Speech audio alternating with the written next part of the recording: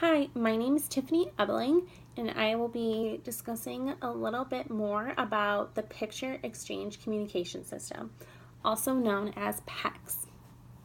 PECS is really great for individuals with autism spectrum disorders because they are also known as visual learners. With the PECS system, we use various pictures, icons for individuals to communicate. An example of a picture would be this one. This one says Doritos. You have the picture of a Dorito, and then you also have the word up top. PECS is also great for early learners.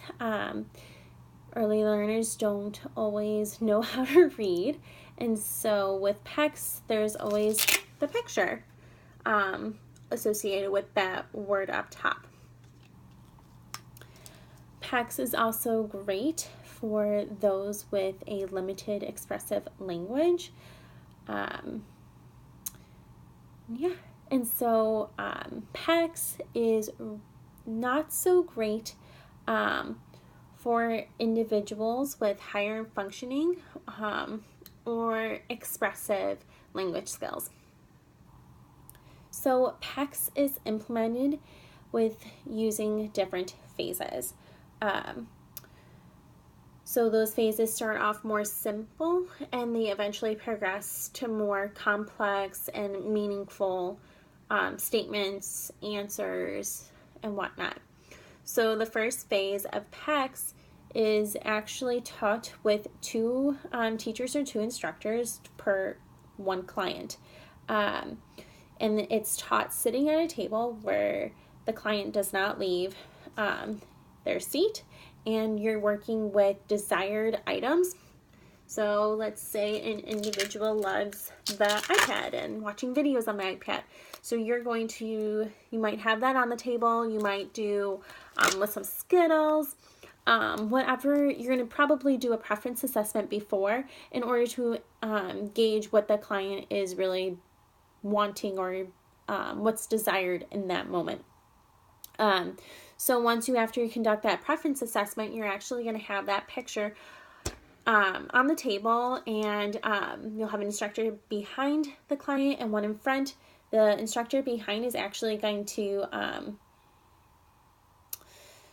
prompt the client to give the single picture on the table to the instructor in front, so that way they can associate that. When I give this single picture of a Dorito, I'm going to get that Dorito.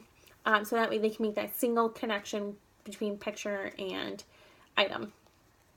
Phase 2, you start to increase the desired pictures, the desired icons that your client seems to be, what the preferred items of the client are. And so now you're actually going to add some distance. You start off with small distances, maybe from here to the door, from the table, from the floor. Eventually have those distances get gradually larger.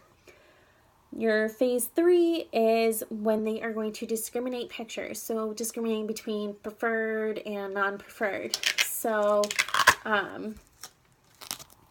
Skittles are highly preferred, but maybe going to this is a bathroom icon, maybe not so preferred. So understanding that when they ask for the bathroom, that's where they're going to go. Phase 4 is when you start to expand. So you'll have your client required to put the I want symbol or I need, and then before they put what they actually want. Phase 5 is taught to answer questions.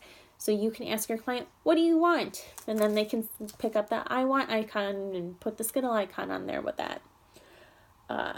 Phase 6 is to expand icons, so adding a lot more icons, pictures of desired and non-preferred icons onto there, and that they can actually start making comments and not just answering questions or just saying what they want every time. Again, my name is Tiffany Ebeling, and I hope you enjoyed this video.